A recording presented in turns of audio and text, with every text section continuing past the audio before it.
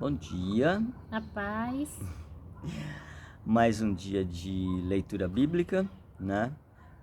Na sequência, a palavra do livro de 1 Samuel, capítulo 11. 11, tá?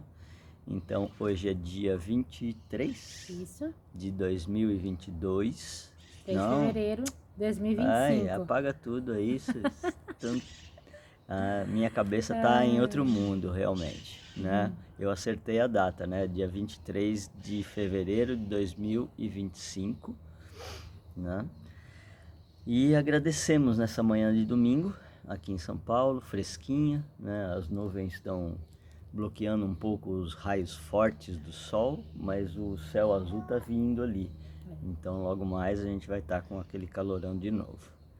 Mas agora a gente agradece a Deus pela oportunidade que Ele nos dá de sermos ferramentas dele para transmitir a palavra escrita desde o início e deixada registrada na Bíblia. E que essa palavra alcance cada um dos irmãos em Cristo, o nosso Salvador, e que cada um deles não tenha medo de dizer que existe um único Deus que criou tudo, que enviou o seu único Filho, que é o nosso Salvador, Jesus Cristo, e que após a sua ressurreição e assumir o seu trono perante todos os seres celestiais e terrenos e todos os seres criados, deixou o Espírito Santo aqui para fazer o nosso direcionamento e indicar o caminho, que é Ele, Jesus, né? Pela palavra. Então agradecemos em nome de Jesus, amém. Amém. Então, 1 Samuel, capítulo 11, diz assim: Então Naás avançou com o exército amonita contra a cidade israelita de Jabes de Gileade e a cercou. Porém, os moradores de Jabes disseram a ele: Vamos fazer um acordo, e nós seremos seus servos. Todavia Naás, o amonita, respondeu: Farei um acordo com vocês, mas somente sob uma condição. Arrancarei o olho direito de todos vocês como vergonha para todo Israel. Então as autoridades de Jabes disseram a ele: Dê-nos 7 dias para ver se conseguimos algum auxílio, mandando mensageiros para o restante de Israel. Se nenhum dos nossos irmãos vier salvar-nos, aceitaremos suas condições. Quando os mensageiros chegaram a Gibeá, a cidade onde Saul morava, relataram ao povo a respeito da situação em que se encontravam os moradores de Jabes. E todos começaram a chorar em voz alta. Saul estava arando a terra no campo com 2 bois e, quando voltou à cidade, perguntou: O que há com o povo? Por que toda essa gente está chorando? Então contaram a ele a respeito da mensagem que veio de Jabes. Então o Espírito de Deus tomou conta de Saul, e ao ouvir essas coisas ele ficou furioso. Pegou 2 bois e os cortou em pedaços e mandou mensageiros levarem os pedaços por todo o território de Israel. Isso é o que vai acontecer aos bois de todo aquele que não quiser seguir Saul e Samuel na batalha, anunciou Saul. E Deus fez com que o povo temesse ao Senhor, e todos vieram a ele com um só pensamento.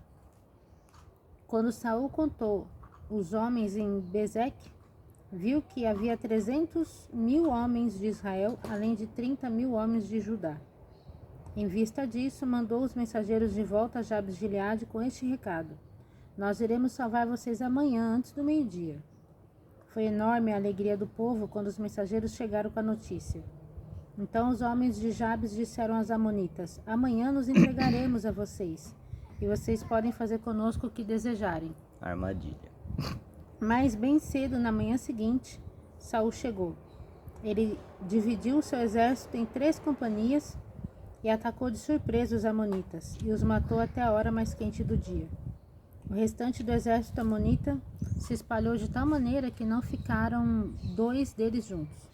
Então o povo disse a Samuel: Onde estão aqueles que diziam que Saul não seria nosso rei?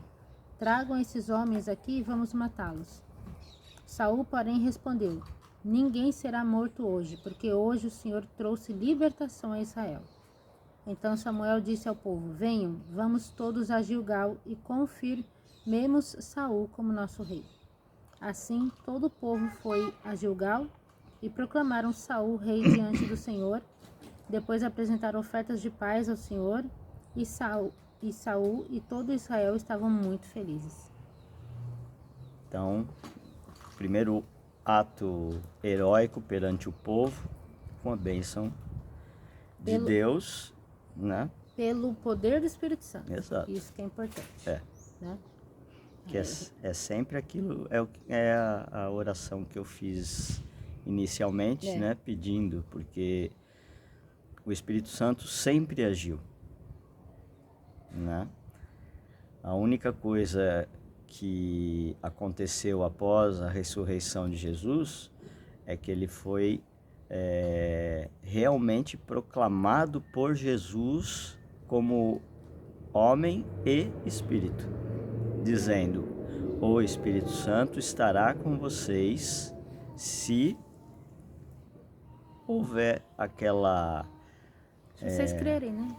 Se houver aquela, como é que se fala? Aquela receita que nós dissemos em outros vídeos, né? Você que lembra melhor as palavras. Sim, se houver clareza, consciência. Então, quando você se entrega a Deus e a cada casca que você vai tirando, que é casca do pecado, você pedir para Ele, porque sozinho nós não conseguimos. Então, se você pedir para Ele verdadeiramente clareza, para que você enxergue a raiz do problema, daquele problema.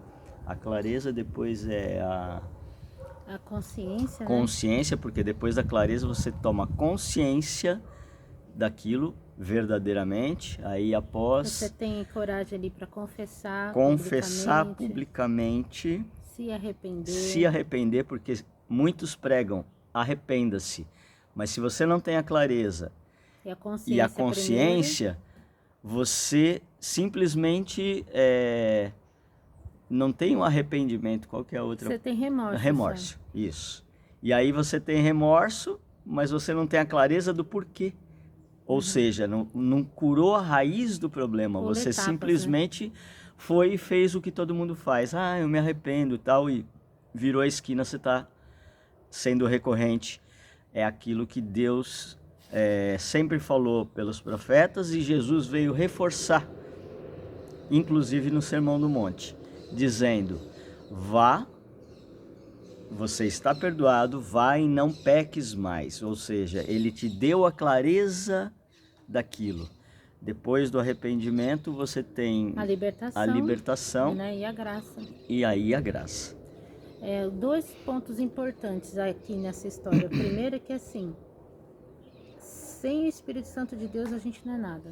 Ficou muito claro que quando Saul foi levantado como rei, a primeira vez que Samuel chamou ele estava lá escondido, morrendo de medo de assumir, se posicionar, né? Porém, aí quando a coisa apertou, né? E o Espírito de Deus veio sobre ele, veio a fúria. Opa, eu tenho que defender meu povo. Então, diferente do que muita gente acha, que o Espírito Santo de Deus só vai ser amor e love you o tempo inteiro, é força. É força e discernimento. A força do amor e acolhimento quando necessário, mas a força do combate também. E ele é que direciona quando é para usar em cada situação. É isso. Né? Então, sem o Espírito Santo de Deus, nós não somos nada. Zero. Esse é o primeiro ponto. Segundo ponto, nessa época, o Espírito Santo atuava ali entre os profetas, entre os reis. Era pontual essa ação, né? Porém, e os sacrifícios eles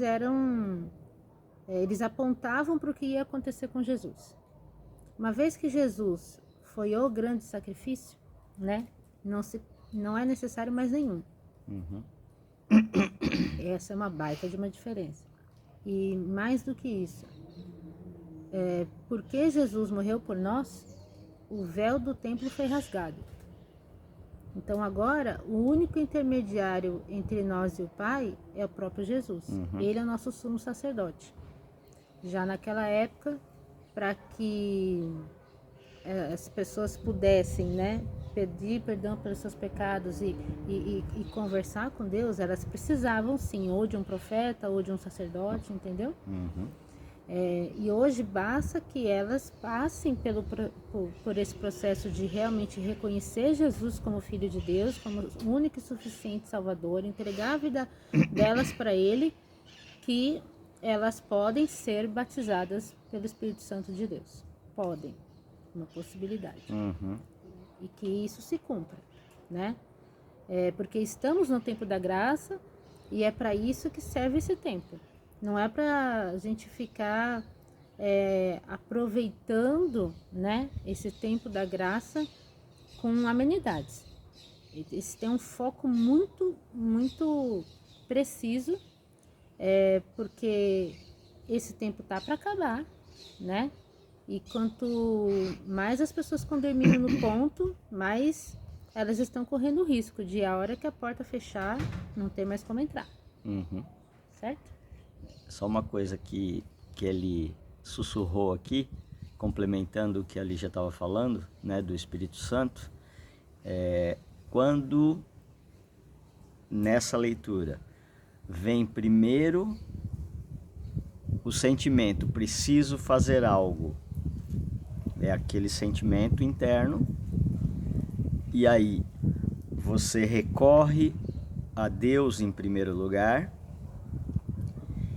o Espírito Santo está ali e vem e te direciona como precisa ser feito, porque Deus é estrategista, né? Ele vai te dar o direcionamento daquele momento para aquela situação, do jeito que Ele quer, e você obedece.